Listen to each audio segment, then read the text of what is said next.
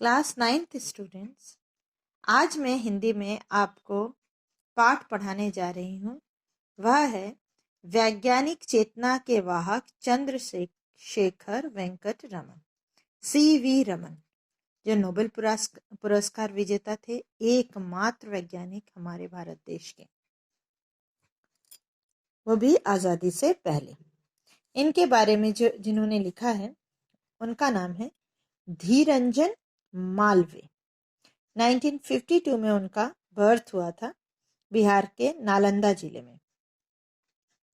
वो MSc थे stats से, सांख्यिकी मतलब स्टैटिस्टिक्स। फिर MBA हैं और LLB हैं। और आकाशवाणी और दूरदर्शन से जुड़े मालवीय अभी भी वैज्ञानिक जानकारी को लोगों तक पहुंचाने के काम में जुटे हुए हैं। मतलब इनका जो रुचि है, ये लेखक नहीं है, बेसिकली वो है वैज्ञानिकों के बारे में लेखन कार्य करना और विज्ञान से संबंधित जानकारियों को लोगों तक पहुंचाने का काम ये करते हैं। मालवीय की भाषा सीधी, सरल और वैज्ञानिक शब्दावली लिए हुए है। यथावश्यक अन्य भाषाओं के शब्दों का प्रयोग भी वे करते हैं। मालवीय ने कई भारतीय वैज्ञानिकों की संक्षिप्त जीवनियां लिखी हैं, जो इनकी पुस्तक विश्व विख्यात भारतीय वैज्ञानिक पुस्तक में समाहित है। अब ये जो पाठ उन्होंने आप पढ़ेंगे वह उनकी पुस्तक है वैज्ञानिक चेतना के वाहक रमन। इसमें उन्होंने लिखा है कि वेंकट रमन कुल 11 साल की उम्र में मैट्रिक मतलब 10th, 11 साल की उम्र में विशेष योग्यता से इंटरमीडिएट, 12th, भौतिकी और अंग्रेजी में गोल्ड मेडल, स्वर्ण पदक के साथ BA और प्रथम श्रेणी में की योग्यता के साथ MA करके मात्र 18 साल की उम्र में कोलकाता में भारत सरकार के फाइनेंस डिपार्टमेंट में सहायक जनरल अकाउंटेंट नियुक्त कर लिए गए थे। इनकी प्रतिभा से इनके अध्यापक तक अभिभूत थे। सन 1930 में नोबेल पुरस्कार पाने के बाद CV रमन ने अपने एक मित्र को उस पुरस्कार समारोह के बारे में लिखते हुए लिखा,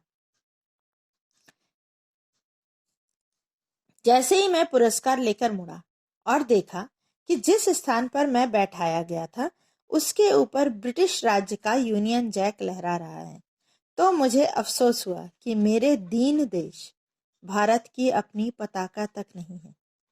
इस एहसास से मेरा गला भर आया और मैं फूट फूट कर रो पड़ा।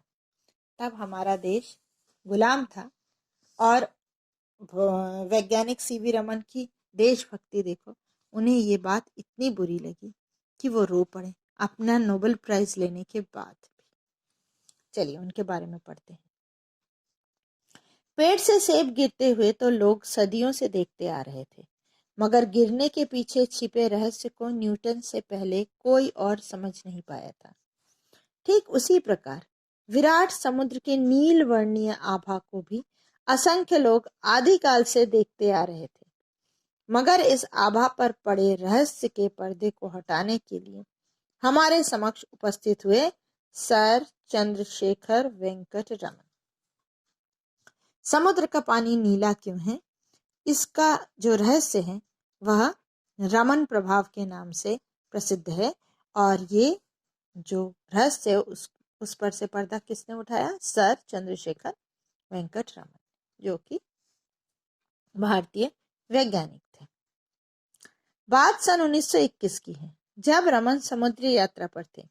जहाज के डेक पर खड़े होकर नीले समुद्र को निहारना प्रकृति प्रेमी रमन को अच्छा लगता था। वे समुद्र की नीली आभा में घंटों खोए रहते। लेकिन रमन केवल भावुक प्रकृति प्रेमी ही नहीं थे, उनके अंदर एक वैज्ञानिक की जिज्ञासा भी उतनी ही सशक्त थी। यही जिज्ञासा उनसे सवाल कर बैठी। हम जब अंदर से जिज्ञासा होती है तभी कुछ नया क्रिएट होता है। तो उनके मन में भी प्रश्न उठा आखिर समुद्र का रंग नीला ही क्यों होता है, कुछ और क्यों नहीं? रमन सवाल का जवाब ढूंढने में लग गए। जवाब ढूंढते ही वे विश्वविख्यात बन गए। लेकिन अब जवाब ढूंढने में उन्हें कितने वर्ष लगे, क्या क्या हुआ उनके जीवन में। रमन का जन्म 7 नवंबर सन 1888 को तमिलनाडु के तिरुचिरापल्ली नगर में हुआ था। इनके पिता विशाखापट्टनम में गणित और भौतिकी के शिक्षक थे। पिता इन्हें बचपन से गणित और भौतिकी पढ़ाते थे। इसमें कोई अतिशयोक्ति नहीं होगी कि जिन दो विषयों के ज्ञान ने उन्हें जगत प्रसिद्ध बनाया, उनकी सशक्त नींव उनके पिता ने ही तैयार की थी। कॉलेज की पढ़ाई उन्होंने पहले एबीएन कॉलेज तिरुचिरापल्ली से और फिर प्रेसिडेंसी कॉलेज मद्रास से की। बीए और एमए दोनों ही परीक्षाओं में उन्हें काफी ऊंचे अंक हासिल किए।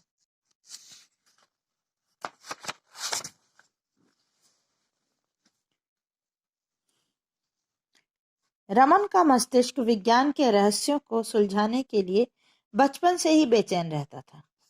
अपने कॉलेज के जमाने में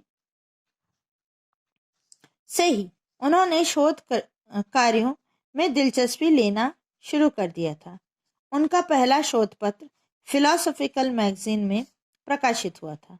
उनकी दिली इच्छा तो यही थी कि वे अपना सारा जीवन शोध कार्यों को ही समर्पित कर दें, मगर उन दिनों शोध कार्य को पूरे समय के करियर के रूप में अपनाने की कोई खास व्यवस्था नहीं थी। प्रतिभावान छात्र सरकारी नौकरी की ओर आकर्षित होते थे। रमन भी अपने समय के अन्य सुयोग्य छात्रों की भांति भारत सरकार के वित्त विभाग में अफसर बन गए। उनकी तैनाती कलकत्ता में हुई। कलकत्ता में सरकारी नौकरी के दौरान उन्होंने अपने स्वाभाविक रुझान को बनाए रखा। दफ्तर से फुर्सत पाते ही वे लौटते हुए बहू बाजार आते, जहां Indian association for the cultivation of science की प्रयोगशाला थी। यह अपने आप में एक अनूठी संस्था थी, जिसे कलकत्ता के एक डॉक्टर महेंद्रलाल सरकार ने वर्षों की कठिन मेहनत और लगन के बाद खड़ा किया था। सर सीवी रमन शोध कार्य मीन्स वो जो खोज करके कुछ अपने विचार लिखने वाले बातें होती है ना, उसको कहते हैं। वो उसी में इंटरेस्टेड थे कि अपने विचार लिखना, नया कुछ खोज कर बताना। उन्होंने ऐसे फर्स्ट जो उनका फिलोसॉफिकल मैगजीन में पहला शोध पत्र छपा था, उसके बाद भी उन्होंने बहुत से काम किए, लेकिन उसको प्रॉपरली करियर बनाना उस समय पॉसिबल नहीं था, आज है। तो तब जो इंटेलिजेंट स्टूडेंट्स होते थे वो सरकारी नौकरी करते थे, तो उन्होंने भी सरकारी नौकरी के लिए अप्लाई किया और फाइनेंस डिपार्टमेंट में अफसर की नौकरी मिल भी गई और कलकत्ता ट्रांसफर मिला। और कलकत्ता में एक उनको लैब मिला जहां वो प्रैक्टिकल कर सके, जो कि महेंद्रलाल सरकार ने अपनी मेहनत से बनाया था। वैज्ञानिक चेतना का विकास करने के लिए बनाया था। तब हमारे देश में कोई साइंटिस्ट बहुत रेयर होते थे, बहुत ही ज्यादा रेयर वैज्ञानिक नहीं होते थे। तब यूरोपियन कंट्रीज में ढेर सारे आविष्कार चल रहे थे और बहुत से वैज्ञानिक उभर कर सामने आ रहे थे। तब हमारे यहाँ के वैज्ञानिकों ने या टीचर्स ने या विद्वान लोगों ने सोचा कि हमारे देश से क्यों नहीं निकलते, तो उन्होंने ऐसी बहुत सी व्यवस्थाएं की थी जिससे डेवलपमेंट हो सके साइंस के फील्ड में। तो ये भी एक व्यवस्था थी। अपने महान उद्देश्यों के बावजूद इस संस्था के पास साधनों का नितांत अभाव था। रमन इस संस्था की प्रयोगशाला में काम चलाऊ उपकरणों का इस्तेमाल करते हुए शोध कार्य करते। यह अपने आप में एक आधुनिक हठ योग का उदाहरण था, जिसमें एक साधक दफ्तर में कड़ी मेहनत के बाद बहू बाजार में इस मामूली सी प्रयोगशाला में पहुंचता और अपनी इच्छा शक्ति के जोर से भौतिकी विज्ञान को समृद्ध बनाने का प्रयास करता। क्योंकि उस लैब में बहुत ज्यादा व्यवस्थाएं थी ही नहीं, तो भी वो अपनी नौकरी करने के बाद इसमें समय देते। उन्हीं दिनों के वे वाद्य यंत्रों की ओर आकृष्ट हुए। वे वाद्य यंत्रों की ध्वनियों के पीछे छिपे वैज्ञानिक रहस्यों की परतें खोलने का प्रयास कर रहे थे। इस दौरान उन्होंने अनेक वाद्य यंत्रों का अध्ययन किया, जिनमें देशी और विदेशी दोनों प्रकार के वाद्य यंत्र थे। अब इंस्ट्रूमेंट की तरफ ध्यान खिंच गया और इंस्ट्रूमेंट के पीछे जो भी साइंस है उसको ढूंढने की कोशिश में लग गए और ऐसे में उन्होंने ढेर सारे इंस्ट्रूमेंट्स का अध्ययन भी किया।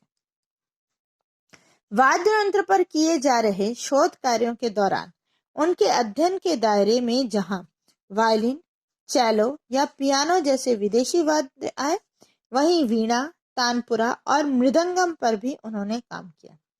उन्होंने वैज्ञानिक सिद्धांतों के आधार पर पश्चिमी देशों की इस भ्रांति को तोड़ने की कोशिश की कि भारतीय वाद्य यंत्र विदेशी वाद्यों की तुलना में घटिया हैं। पहले सारी भारतीय चीजें घटिया ही होती थी विदेशों की नजरों में।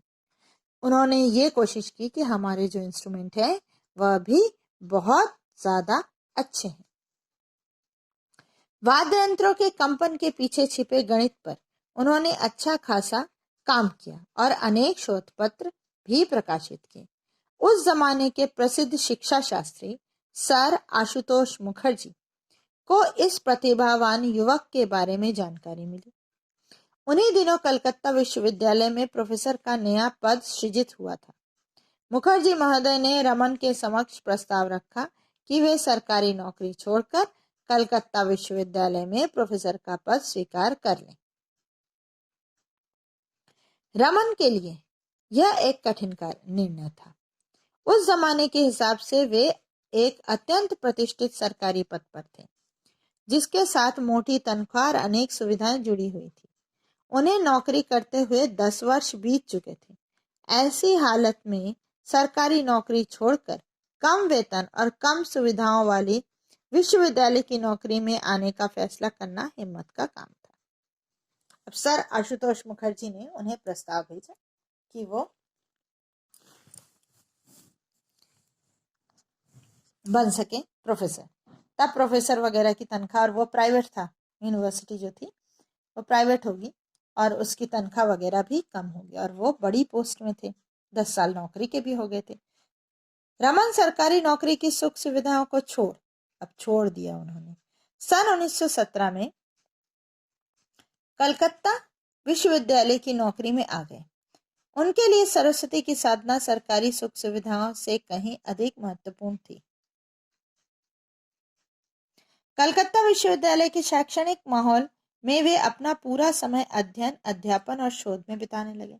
ये उनके इंटरेस्ट का काम था और उन्होंने इतनी सुविधाओं को एक तरफ रखकर अपने पढ़ाई लिखाई के कार्य को ही चुना, सरस्वती की साधना।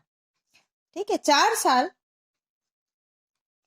बाद यानी सन 1921 में समुद्र यात्रा के दौरान जब रमन के मस्तिष्क में समुद्र के नीले रंग की वजह का सवाल हिलोरे लेने लगा, तो उन्होंने आगे इस दिशा में प्रयोग किए, जिसकी परिणति रमन प्रभाव के खोज के रूप में हुई।